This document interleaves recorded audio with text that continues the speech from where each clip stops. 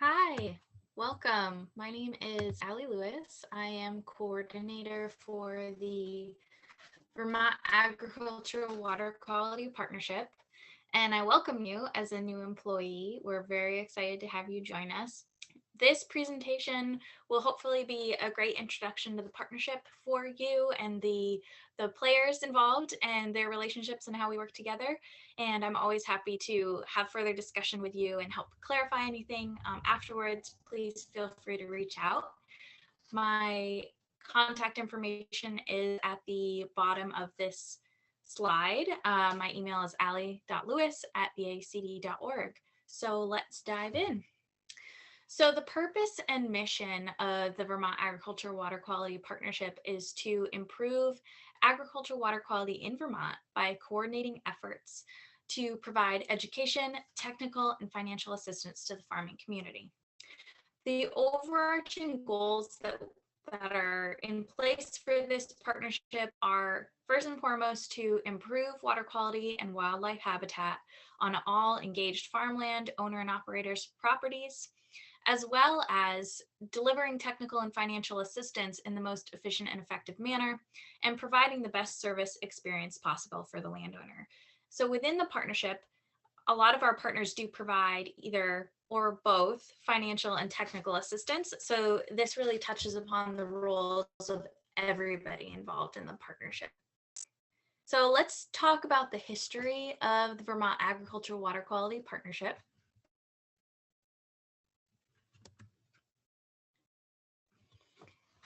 So really the seeds of this partnership began over 20 years ago in 1990 when the Lake Champlain Special Designation Act was signed. And this put Lake Champlain on the map of a critical water body for Vermont and for New England that needed help and that needed water quality improvement. And coming out of this special designation, the beginning of the basin planning collaboration process occurred. So the Vermont Department of Environmental Conservation houses the basin planning program. And basin planning occurs not only at a high level of our larger water bodies and their watersheds, such as Lake Champlain, Lake Memphremagog, the Connecticut River watershed, but also within sub-watersheds. There are basin plans, watershed specific plans developed and updated every, I believe, 5 years to a sub-watershed level, for example, the Lamoille River watershed. And this is a very collaborative process. While DEC houses the program and has on staff the basin planners that are responsible for coordinating and updating these plans and working with all of the partners for this work, it really is an all-in approach. Annual basin planning or consistent basin planning really brings in all of the partners within the partnership and beyond, because basin planning encompasses all sectors, municipal, forestry, agriculture, etc., and really creates a specific plan for each sub-watershed that lists goals associated with each nutrient type, nitrogen, phosphorus, their sources, sediment loading, and even goes as far as, in bisector, excuse me, and goes as far as identifying projects that could be done if funding and technical assistance is secured to make those improvements and achieve those goals for each basin plan. So that process still exists today and is very active. And then that was going along, that was our most collaborative main approach to improvements for water quality for agriculture in Vermont. And then in 2002, there was the TMDL, the initial TMDL for Lake Champlain, which TMDL stands for Total Maximum Daily Load. And essentially, this is a large basin plan specifically for Lake Champlain. And it says what reductions need to be made of phosphorus in each sector.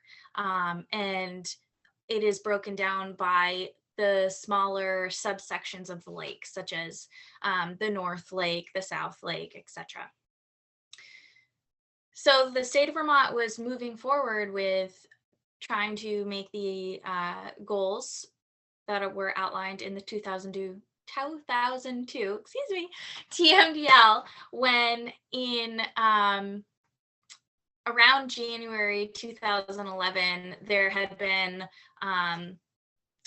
proposals to rescind the original TMDL, and EPA did disapprove it and said, okay, the goals that are outlined in this don't go far enough. This is not enough for the lake, and we need to rework this plan. And so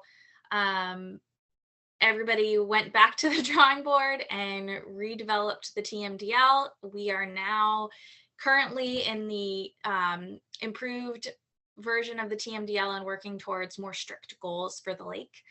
And we're all working collaboratively, but there was a really key challenge for the partners within the partnership, and that was that depending on the laws, rules, regulations involved in each partner's work, there was a challenge in being able to speak openly to each other about specific projects. And in Vermont, oftentimes, especially in the agricultural community, it's an all-in approach of partners. A farm may be working with Agency of Ag, Natural Resource Conservation Service districts, NRCS, the federal funds, VHCB. We'll talk all about this in a little bit, but there could be a number of partners working together to help a farm achieve the reductions that they need, which is essential for us in the state. Meeting our goals for the TMDL is getting everybody on board, and everybody's doing their part to make these reductions for the agricultural sector. So the MOU for this Vermont Agricultural Water Quality Partnership was signed in 2012, which was crucial for us being able to work together, really, and to be able to talk to each other while also abiding by all PII, personally identifiable information rules, and making sure that everybody's privacy was adhered to, while also trying to get the best result for the environment and for those participating in our programs. If you'll recall, in our strategic plan, one of our goals is the best possible experience for those participating in our programs. So prior to 2014, there were agricultural rules. They were called the accepted agricultural practices. Much like the first version of the TMDL, they were a great starting point, but they weren't quite strict enough for what our environment in Vermont really needed if we were going to achieve our water quality goals. So in 2014, the new required agricultural practices were signed into law and were implemented. And the Agency of Ag has done a tremendous amount of outreach and education around these, and has a number of great resources on their webpage that really helps you walk through all of the rules and the ins and outs and specifics within those. And then in 2018, the MOU for this Vermont Agricultural Water Quality Partnership was signed. So this made sure that everybody was included, and that we could really all work together on the goals and objectives in our strategic plan, which leads me into our next bullet of the timeline for the partnership, which is that the strategic planning process happened and we had a strategic plan signed into place. We talked about the mission and purpose and the goals already of that strategic plan. And we're going to talk in more detail about the objectives and tasks. But this was, once again, an all-in collaborative partnership approach to strategic planning for what we needed to do collaboratively to reach our water quality goals in Vermont for the agricultural sector. And right now, the phase that we're in is implementing that strategic plan. So the Vermont Agricultural Water Quality Partnership had a incredibly collaborative foundation. You've heard me say that word a bunch of times already in this presentation, but here's a bit of a breakdown of the different layers and the different partners involved within the partnership. So the partnership has a leadership team. This is the leaders of each of the organizations involved in the partnership. For example, the state conservationist Vicki Drew from NRCS, Anson Tebbets, heading up Agency of Ag, a number of folks. So really the lead point people of each organization are in this leadership team, and their role is to provide policy direction as requested by the steering committee, as well as represent the partnership. We have a newsletter, and the leadership team takes turns doing personalized introductions to that newsletter. So that's a really great way that they can plug in and address all of the staff within the partnership. And they meet annually. And then we have the steering committee, which is also made up of the leaders, but then a number of other staff, critical staff within each of the organizations. And they meet just about monthly. It says meet at least 6 times a year. We have found at this point that we are meeting much more frequently. And they are very much in on the work that's being done to accomplish the strategic plan. So they're providing guidance, evaluating and updating the strategic plan and the activities going on. And they work directly with myself, the coordinator. Then there's myself. My main role is to assist the partners in what they need for achieving the strategic plan. Much of this is administrative, getting folks together, convening groups, helping facilitate meetings, sharing information. I am overseeing an RFP for local regional coordination. So I'm just actively involved with assisting the partners within the partnership in doing the important work that we've outlined. So then there's the regional teams. This is something that's coming online. There's an RFP out currently. If you're watching this, this is in December 2020. So we anticipate by the winter of 2021 that these regional teams will be getting together. And so those areas are for the Northeast, Northwest, Central, Southeast, Southwest regions of Vermont. And so there will be coordinators in those zones who will be working to bring folks together, much like the basin planning process, but encompassing more than that. To ensure that everybody is talking to each other, they can be collaborating on specific projects, so we're not duplicating efforts. They can be identifying gaps and making recommendations to the steering committee. There's a number of objectives outlined for the regional teams, and the RFP is currently housed on the partnership's website, which is vtagcleanwater.org. And that RFP has great information about what these regional teams will be doing specifically.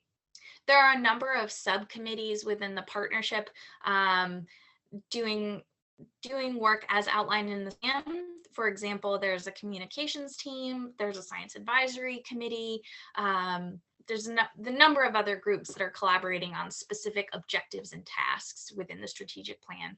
And as I mentioned, there's the communications team. We meet about monthly. We collaborate to release press releases, to do the newsletter, to highlight success stories. We've also organized the webinar series, a number of other items. So these are the groups that are outlined in the MOU for the partnership. There's the USDA Natural Resource Conservation Service. They provide technical and financial assistance to farmers participating in their programs. I'm sure that you have heard at this point already about like the EQIP program for farm practices, ASEP-AL, which is really on land conservation, WRE, Wetlands Reserve Incentive Program, restoring and protecting wetlands in Vermont. There's also the Vermont Association of Conservation Districts. So the VACD itself has a number of staff that is doing work in Vermont for water quality, but then there's also specific districts throughout Vermont that are both county and watershed based. And the districts are nonprofits. Mainly, they write grants to secure funding to do their work. Some may have, one or two employees. Others have many more than that, and they are very much directed by a board that they have for their efforts. Some districts are more specific towards stormwater work, some more towards agricultural work. Others are a mix. Many of them do the tree sales in the spring, do buffer plantings, and collaborate with the other partners in the partnership to get project moving along. Oftentimes, they are a key connection for farmers on the ground. In the partnership, there's also the Vermont Agency of Agriculture, Food and Markets. This is a state organization. They are providing both financial and technical assistance to agricultural producers, such as through their farm agronomic practice program, providing funding for cover crops, that sort of thing. They also have some funding for smaller scale farmstead improvement type practices. They provide funding for buffers and technical assistance for buffer projects, but they're also regulatory, and they are responsible for enforcing the required agricultural practices. But they will say that, first and foremost, we want to help farmers do the right thing. So while they are a regulatory agency, their first steps in trying to work with somebody are to get them the help they need to do the right thing. There's also the U.S. Fish and Wildlife Service, which is a federal organization. There is a Vermont state office. They do a lot of different things. They're doing a lot of work right now with buffer work and also wetlands work. And they oftentimes plug in with the NRCS Wetlands Reserve Easement Program, the Wetlands Program, as well as Vermont Land Trust, Vermont Housing and Conservation Board, and the work that they're doing on farms with getting land conserved. There is the UVM Extension, University of Vermont. And while this is a university, their extension office does a tremendous amount of work besides education, providing technical, financial, and educational support to farmers to make improvements. They are key in hosting nutrient management planning classes, soil sampling, science studies. They do a tremendous amount of work. So I definitely recommend visiting the UVM Extension website and subscribing to their Crops and Soils newsletter. That's a really great way to become familiar with the work that they do because it is so broad. There's also FSA. They work very closely with USDA NRCS. So if you are a producer participating in NRCS programs, you will have to go to FSA and make sure that all of the information is correct for your tract and field numbers and information. And they also can help provide support in the form of like loans to do work. So they're a great resource. They're very plugged in with the CREP program, Conservation Reserve Enhancement Program, which is really the buffer planning program. So they're a tremendous resource for Vermont. There's also the Vermont Agency of Natural Resources, Department of Environmental Conservation. So this is a state agency. They house the Basin Planning Program, as I mentioned, along with a ton of other programs such as the Wetlands Program, the Clean Water Initiative Program, which is not only providing a ton of funding for Vermont, but also tracking phosphorus reductions for Vermont and reporting on that. So they're a great resource. They also are a regulatory agency, so they provide funding and they also provide regulation. They primarily regulate other sectors, such as municipalities, stormwater, that sort of thing. But depending on a violation, they may be involved with agricultural regulation as well.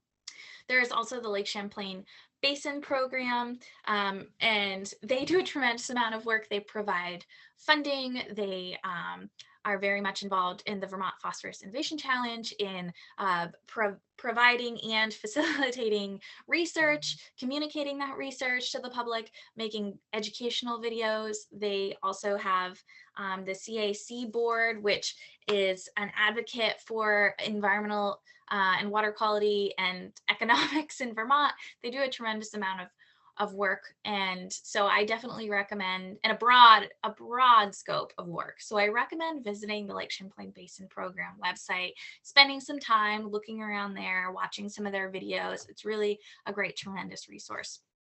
And then there's also the Vermont Housing and Conservation Board.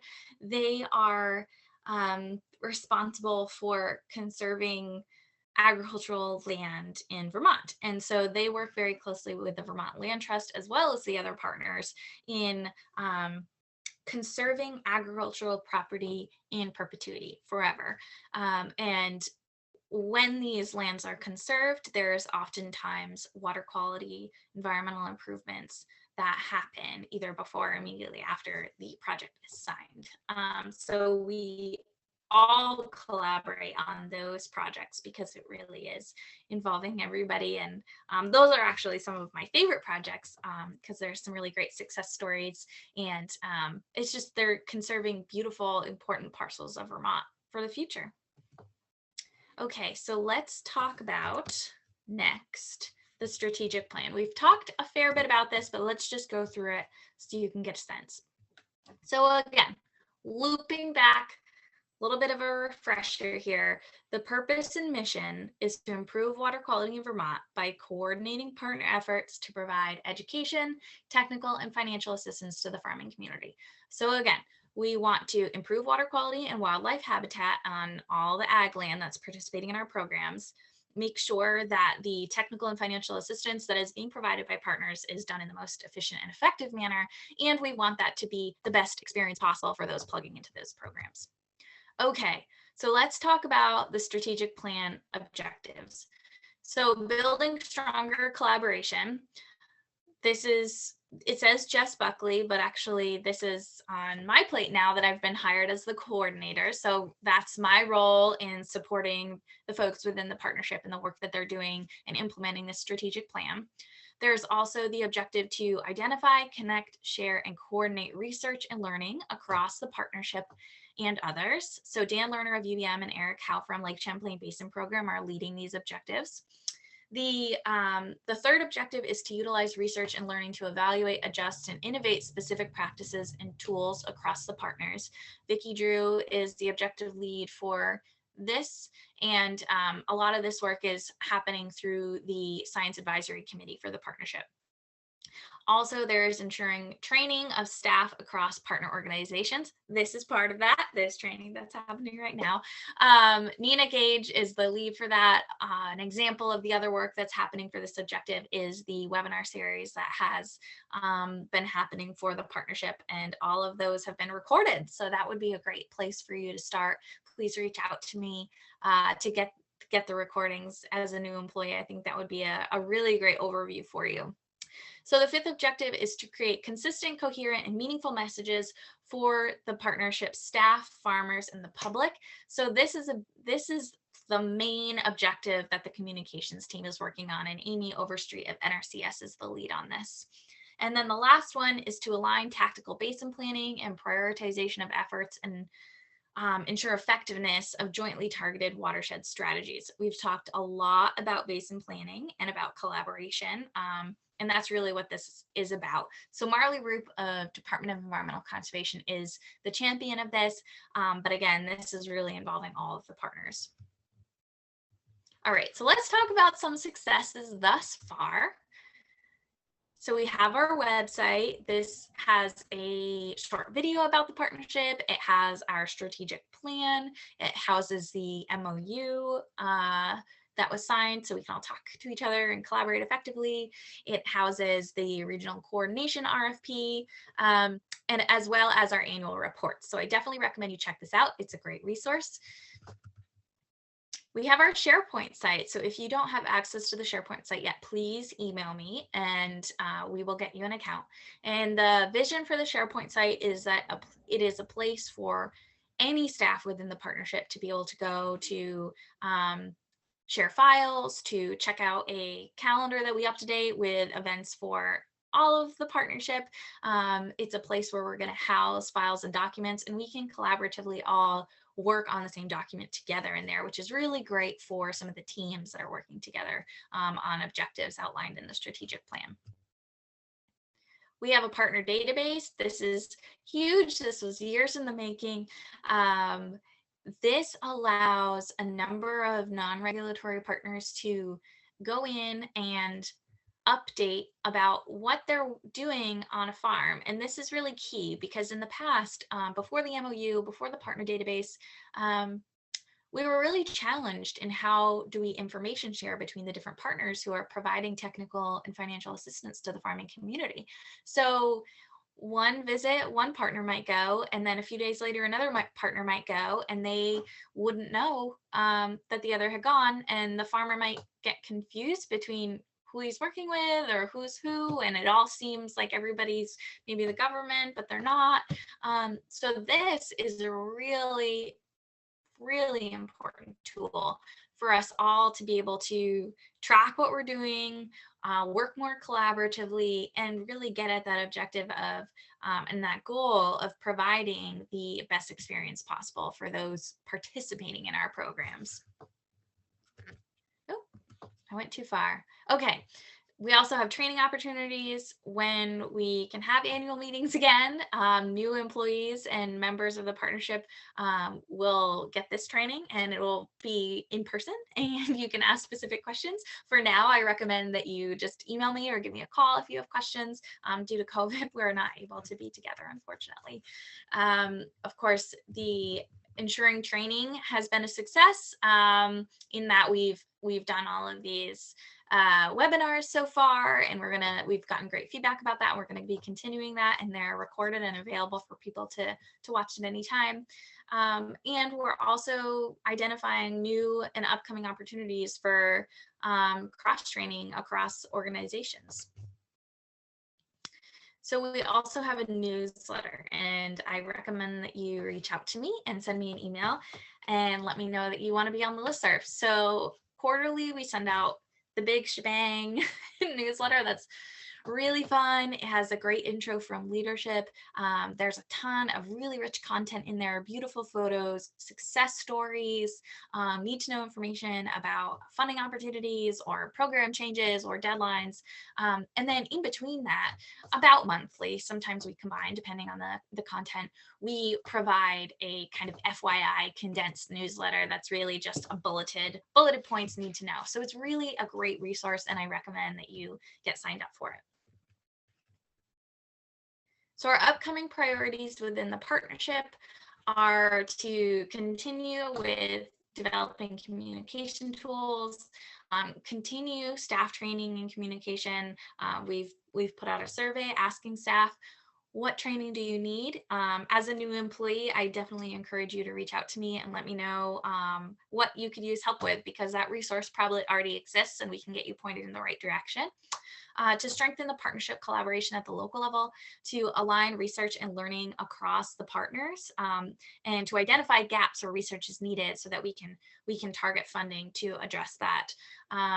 Of course, continuing with basin planning and the prioritization of watershed approaches for the best outcome for water quality, and the continued work of the Science Advisory Committee.